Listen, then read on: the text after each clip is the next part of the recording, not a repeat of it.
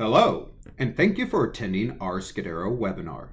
In this session, we will review some of the recent enhancements released in Schedaero for the fourth quarter of 2019. We will also review where to locate the new features and provide a general overview of how to use each of them. First, we rolled out with our Schedaero mobile crew app earlier in 2019. The new feature released in the fourth quarter is the ability to flight log directly in the mobile app. Future releases through 2020 will allow duty logging, expense tracking, and night vision in the app. To get a detailed overview of the mobile app, please visit our Schedaero Academy page and scroll to the Schedaero iOS Crew app article. You may have noticed the look of a few pages within Schedaero is different. We have an ongoing project to update our user interface within Schedaero. This will allow a more fluid and modern look to you, our end user. The most recent pages that have been updated are our pilot dashboard page, create quote page, and new flight logging page. While on the new flight logging page, we would like to point out that you can add a custom numerical tracking field to this page.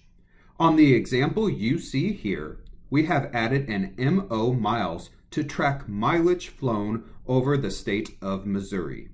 To activate this field, go to Company, then Settings, scroll down and check off the Add Custom Field.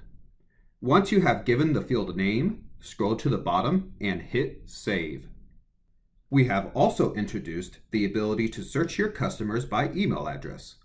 This applies to any area within Schedaero where you need to search and enter a customer or passenger name. Go to People, then Customers, and typing in an email will allow you to search your database with this data point.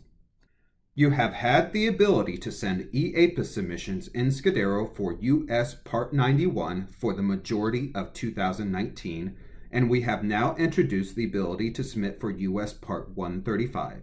If you're interested in activating this function, please reach out to your Schedaero representative.